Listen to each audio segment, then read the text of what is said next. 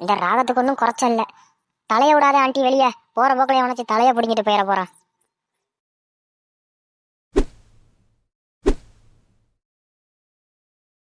Doctor வந்து 1 மணி நேரம் ஆச்சு, எங்கிட்ட கடலை போட்டுக்கிட்டு இருக்கான்னு தெரியல இந்த டாக்டர். அடையே டாக்டர், எங்கடா போனேன்? சீக்கிரம் வாடா. வாங்க டாக்டர் வாங்க. ஹாஸ்பிட்டல்ல பேஷண்ட்டை பார்க்காம ஒவ்வொருத்தர்கிட்டயா கடலை போட்டுக்கிட்டு மெதுவா வரீங்க. இது உங்களுக்கு நியாயமா? நாங்க உங்களை தெய்வமா பார்த்துக்கிட்டு இருக்கோம், நீங்க எங்களை எப்படி காக்க வைக்கலாமா? நான் யாருக்கிட்டையும் கடலை போடல. காத்திருந்தாதான் பலன் கிடைக்கும்னு முன்னோர்கள் சொல்லியிருக்காங்க. புரிஞ்சுச்சா? போன உசுறு திருப்பி கிடைக்கும்னு முன்னோர்கள் சொல்லியிருக்காங்களா? காமெடி பண்ணது போதும் டாக்டர். எங்க ஆண்டிக்கு என்ன ஆச்சுன்னு பார்த்து சொல்லுங்க டாக்டர். மேடம், நீங்க கொஞ்சம் வெளியே போங்க. நான் என்னன்னு செக் பண்ணிட்டு உங்களுக்கு அப்புறம் சொல்றேன். கோச்சுக்காதீங்க டாக்டர், எங்க ஆண்டிக்கு என்ன ஆச்சுன்னு ஒழுங்கா செக் பண்ணி சொல்லுங்க. நான் இப்ப வெளியே போறேன். ஏமா எந்திரிமா, நடிச்சதெல்லாம் போதும். உன் மருமவ வெளியில போயிட்டான். சார், அவ வெளியே போயிட்டாளா? வெளியில போயிட்டா. நீ ஏமா இப்படி பண்ணிக்கிட்டு இருக்க? எங்க டைம் எல்லாம் வேஸ்ட் பண்ணிக்கிட்டு இருக்கியா? நான் நடிக்கிறேன்னு எப்படி உங்களுக்கு தெரிஞ்சிச்சு?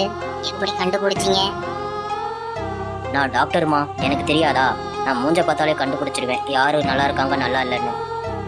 ஏன் நீங்க டாக்டரா இல்ல ஜோசியக்காரரா? மூஞ்சிய பார்த்தாலே கண்டுபிடிச்சிருவேன்றீங்க.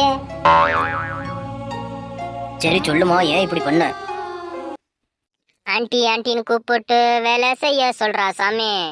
ஏ சாமி, வேலை செய்யலன்னா மாமியான்னு கூட பார்க்காம தூக்கி போட்டு மீதிக்கிறா சாமி. ஏ சாமி, என் மருமகள்கிட்ட இருந்து நான் தப்பிக்கணும். அதுக்கு என்ன செய்யறதுன்னு நீங்க ஒரு பிளான் சொல்லுங்க. என்ன காப்பாத்துங்க சாமி. டாக்டருங்க போய் சொல்லக்கூடாதுங்க.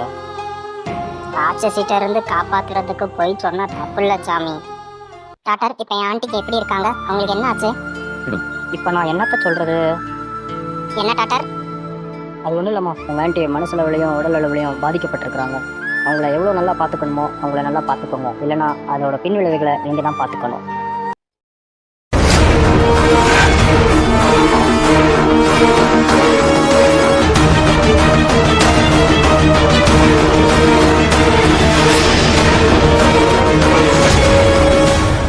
என்ன டாக்டர், எங்க ஆண்டி எனக்கு போட்ட ஸ்கெட்சா?